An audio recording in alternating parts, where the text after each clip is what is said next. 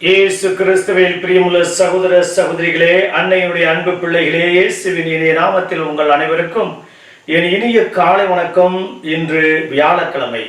இன்றைய நாள் இனிய நாளாக, ஆசீர்வதிக்கப்பட்ட நாளாக அமையட்டும். நீங்க எல்லாரும் நல்லா இருக்கணும். நம்மை யார் வெறுக்கிறார்களோ அவர்கள் நம் பகைவர்கள் அல்ல. மாறாக நாம் யாரை வெறுக்கிறோமோ அவர்களே நம் பகைவர்கள். பிரியமான சகோதர சகோதரிகளே, இஸ்லாம் மதத்தை தோற்றுவித்த முகமது நபி தன்னுடைய நண்பராகிய அலி என்பவருடன் ஒரு தெருவில் நடந்து கொண்டிருந்தார். அப்போது எதிரில் வந்த ஒரு மனிதன் அலியை மிகவும் தீய வார்த்தைகள் சொல்லி கடுமையாக விமர்சித்தார். அலி ஒன்றும் பேசாமல் அமைதியாக இருந்தார். அவனது பேச்சு எல்லை மீறி போகவே அலியும் பதிலுக்கு அவனை திட்ட ஆரம்பித்தார். அதுவரை அங்கு அமைதியாக நின்று கொண்டிருந்த முகமது நபி அவ்விடத்தை விட்டு சென்று விட்டார். மறுமுறை அலி முகமதை சந்தித்த போது, எதிரியோடு சண்டையிடும் போது தன்னை தனியே விட்டுவிட்டு சென்று விட்டாயே, இது சரிதானா என்று குறைபட்டு கொண்டார். அதற்கு முகமது நபி, அந்த தீய மனிதன் உம்மை அவதூறாக பேசும்போது நீர் அமைதியாக இருந்தீர். அப்போது 10 வானதூதர்கள் உம்மை சுற்றி பாதுகாப்பதை பார்த்தேன். ஆனால் நீர் எப்பொழுது பதிலுக்கு அவரை விமர்சிக்க ஆரம்பித்தீரோ அப்போதே அந்த 10 வானதூதர்களும் உம்மை விட்டுவிட்டு சென்றார்கள்.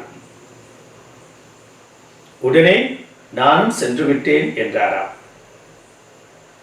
உங்களை சபிப்போருக்கு ஆசை கூறுங்கள், உங்களை இகழ்ந்து பேசுவோருக்கு இரவிட வேண்டுங்கள். பிரியமான சகோதர சகோதரிகளே, இன்றைய நாளுடைய நற்செய்தி நமக்கு பலதரப்பட்ட வாழ்க்கை அம்சங்களையும், எப்படி வாழ வேண்டும், எப்படிப்பட்ட மனநிலையோடு, எப்படிப்பட்ட கிறிஸ்தவராக அல்லது எப்படிப்பட்ட நோய் நொடியற்ற வாழ்வு வாழ வேண்டும் என்று ஆண்டவர் என்ற நற்செய்தியில ஒவ்வொரு வார்த்தையும் நம்முடைய இதயத்தை தொடக்கூடிய வார்த்தைகளாக இருக்கின்றன. முதலில் அவர் கூறுகிறார், உங்கள் பகைவரிடம் அன்பு கூறுங்கள், உங்களை வெறுப்போருக்கு நன்மை செய்யுங்கள், உங்களை சபிப்போருக்கு ஆசி கூறுங்கள், உங்களை இகழ்ந்து பேசுவோருக்காக இரவிட வேண்டுங்கள், உங்களை ஒரு கணத்தில் அறிபவருக்கு மறு கணத்தையும் திருப்பி காட்டுங்கள். பிரியமான சகோதர சகோதரிகளே, உங்களிடம் அன்பு செலுத்துவோரிடமே நீங்கள் அன்பு செலுத்தினால் உங்களுக்கு வரும் நன்மை என்ன? நீங்கள் நன்மை செய்தால் உங்களுக்கு வரும் நன்மை என்ன?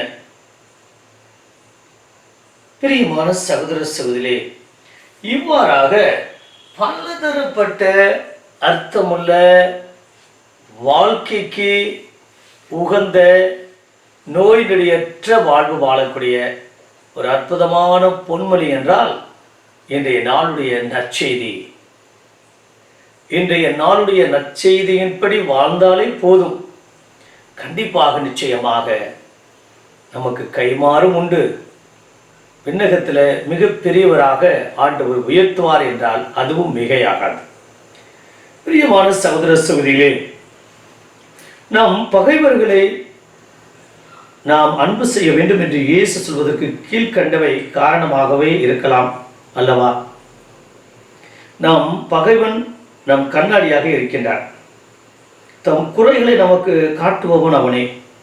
அதனால் நாம் திருத்திக் கொள்ள வாய்ப்புண்டு. நம் பகைவர்களாலே நாம் விழிப்படைகின்றோம், சுறுசுறுப்பாக இயங்குகிறோம், நம் ஆற்றலை இன்னும் அதிகமாக பெருக்கிக் கொள்ள முயல்கிறோம். நம் பகைவர் சாணைக்கல்லாக இருக்கிறார். நம் அறிவு அவர்களாலேயே கூர்மைப்படுத்தப்படுகிறது. நமக்கு தெரியாமல் நமக்குள் புதைந்து கிடக்கும் ஆற்றல்களால் வெளியே வர நாம் பகைவர்கள் தானே காரணமாக இருக்கின்றார்கள். எனவே நம்மை அன்பு செய்பவர்களை நாம் அன்பு செய்து கொண்டிருந்தோம் என்றால் நாம் வளரப்போவதில்லை, நாம் வாழ்வு மலரப்போவதில்லை. நம் பகைவர்களையும் அன்பு செய்வோம். நம் பகைவர்கள் மட்டில் நம் கண்ணோட்டம் என்ன?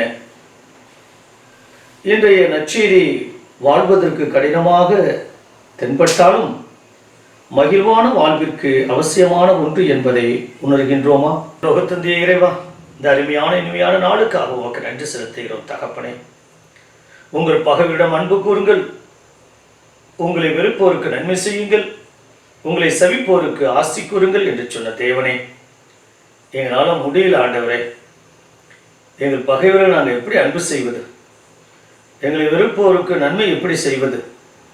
எங்களை சவிப்போரை நாங்கள் எப்படி ஆசி கூறுவது? நீ விளங்க மாட்டேன், உருப்பிட மாட்டேன், எல்லாம் நஷ்டமாயிரும், இப்படி அப்படி என்று என்னை எவ்வளவு வார்த்தைகளால என் குடும்பத்தார், ஏன் என்னுடைய பெற்றோர் கூட, என்னுடைய சகோதர சகோதரிகள், என்னுடைய நண்பர்கள் கூட கோபத்தில், எரிச்சல்ல, இப்படி அறியாமையில், முடியாமல், இயலாமையில் என்னென்னமோ பேசி என்னை காயப்படுத்திட்டாங்க.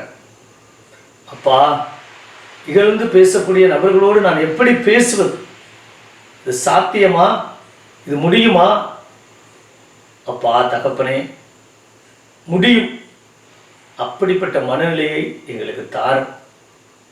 ஒரு கணத்தில் இருந்தால் மறுகணத்தை திருப்பி காமிக்க வேண்டும் என்று சொல்கிறீரே. நாங்கள் ஒரு வார்த்தை யாராவது பேசினா 10 வார்த்தை பேசி அவங்கள இன்னமும் மிகுதியாய் காயப்படுத்துகிறோம். பகைவர்களையும் வெறுப்போரையும் எங்களை துன்புறுத்துவோரையும் வேறு கண்ணோட்டத்தில் தான் பார்த்து கொண்டிருக்கிறோம். அதையெல்லாம் கடந்து கைமாறு எதிர்பாராமல் பிறருக்கு உதவி செய்யக்கூடிய நல்ல மனநிலையும், அவங்க எப்படியோ நிறைய செஞ்சோம், ஆனால் அவங்க ஸ்டேட்டஸ் அவ்வளோதான், அவங்க ஸ்டாண்டர்ட் அவ்வளோதான், அவங்க புத்தி இவ்வளவுதான், அவங்களுக்கு தெரிஞ்சது இவ்வளவுதான் என்று சொல்லிக்கொண்டு எங்களுடைய அந்த கிறிஸ்தவ மதிப்பீடுகளை தொடர்ந்து நாங்கள் கடைபிடிக்கக்கூடிய வல்லமையும் பாக்கியத்தையும் கொடுத்து ஆசீர்வாதத்தை நிரப்பும்படி, நாங்கள் மற்றவர்கள் எங்களுக்கு என்ன செய்ய வேண்டும் என்று விரும்புகிறார்களோ அதையே நாங்களும் மற்றவர்களுக்கு செய்யக்கூடிய வல்லமை பாக்கியத்தை தாங்கப்பா. மற்றவர்கள் எல்லாரும் என்னை அன்பு செய்யணும்னு நினைக்கக்கூடிய நான் மற்றவர்களை நானும் அன்பு செலுத்தணும், மதிக்கணும், பேசணும், புரிஞ்சுக்கணும். அப்படிப்பட்ட வல்லமை பாக்கியத்தையும் ஒவ்வொருவரும் கொடுக்க முடியுங்கள். ஆண்டவராய் இயேசு கிறிஸ்துவின் நாமத்தில் ஜெபிக்கிறோம் நல்ல பிதாவே, ஆமென்.